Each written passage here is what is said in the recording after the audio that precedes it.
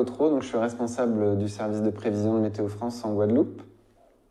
Et donc nous surveillons ce système pluvieux qui a été dénommé hier soir par le NHC cyclone tropical potentiel numéro 5, qui est situé à 800 km à l'est de l'archipel de la Guadeloupe à l'heure où je vous parle, et qui se dirige selon la trajectoire prévue, donc tout droit vers notre archipel, qu'il va traverser d'ici demain matin, puis ensuite remonter vers les îles Vierges et Porto Rico en passant à proximité des îles du Nord qui vont impacter demain en cours de journée.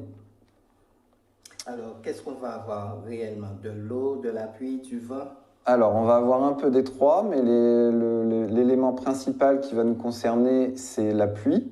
Donc, vous voyez sur cette carte une simulation d'un de nos modèles de prévision qu'on utilise à Météo France. Et on prévoit des quantités de pluie qui vont aller jusqu'à 100 mm, donc c'est les zones en rouge que vous avez ici, 100 à 150 mm sur la Guadeloupe, qui pourront aller jusqu'à 300 mm sur le relief avec l'effet de renforcement et de blocage qui est dû aux montagnes par rapport au déplacement du système. Concernant le vent, donc ce sont des cumuls qui sont prévus en 24 heures, j'ai oublié de préciser. Concernant le vent, alors demain, aux alentours de 8 heures locales, le système sera positionné soit sur la Guadeloupe, soit à proximité, avec des vents qui vont s'enrouler dans le sens inverse des aiguilles d'une montre, comme ceci, et des valeurs de vent qui seront estimées aux alentours de 30 nœuds en rouge, qui correspond à 50 km/h de moyenne, et jusqu'à 40 ou 45 nœuds près du centre du système, ce qui correspond à des valeurs de 70 à 80 km/h. Alors en vent moyen sur la Guadeloupe, ça va s'orienter au sud, donc dans le cours de matinée de mardi, mais c'est surtout les rafales qui vont nous intéresser. Les rafales que l'on voit ici, qui vont être donc beaucoup plus fortes que le vent moyen, et on attend des rafales qui pourront aller jusqu'à 60 nœuds en mer, mais on attend plutôt 50 nœuds, 40 à 50 nœuds sur la Guadeloupe, donc des rafales qui pourront aller jusqu'à 100 km/h, donc demain matin. Et puis, dernière chose, c'est concernant l'état de la mer qui va se dégrader. Donc sur cette carte, vous voyez les hauteurs significatives des creux qu'on va observer en mer.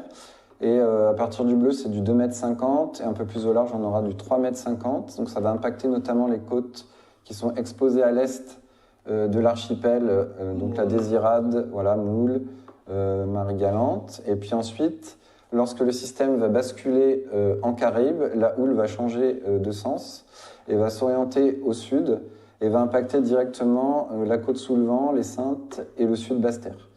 Avec, comme on le sait, les dégâts qu'il y a eu le mois dernier à cause de Beryl. Donc c'est un littoral qui est fragilisé sur le sud Basse-Terre. On risque d'avoir à nouveau quelques difficultés. Voilà ce que vous pouvez dire. Est-ce que c'est toute la Guadeloupe qui sera impactée par un peu tout cela? Oui. Alors en ce qui concerne les pluies, donc c'est des pluies qui sont généralisées. Donc tout l'archipel va être concerné. Il y aura également des orages dans la masse. Donc voilà. Et en raison des quantités qui sont prévues, donc on est passé en vigilance de niveau orange ce midi pour la Guadeloupe en ce qui concerne les fortes pluies. Et puis on est en niveau de vigilance jaune concernant le vent et la mer, donc en prévision de la dégradation pour la nuit prochaine. On étudie actuellement un passage en vigilance rouge pour la soirée en prévision des pluies de cette nuit. Donc c'est quelque chose qu'on va discuter avec la préfecture en cours d'après-midi pour voir si ce scénario de vigilance rouge va se confirmer ou non. D'accord. Est-ce qu'on peut dire que les risques sur la Basse-Terre et tout est toujours aussi intense? Si les risques sur la Basse-Terre sont intenses? Oui. Alors oui, c'est un épisode qui va ressembler un peu à ce qu'on a connu pour Fiona. Et donc c'est des quantités de pluie, 300 mm sur le relief, qui vont engendrer forcément des problèmes. On s'attend du ruissellement très fort et puis des risques de glissement de terrain. Outremernews.fr, le site de l'actualité outre-mer, 24 heures sur 24 et 7 jours sur 7. Retrouvez la chaîne Outre-mer.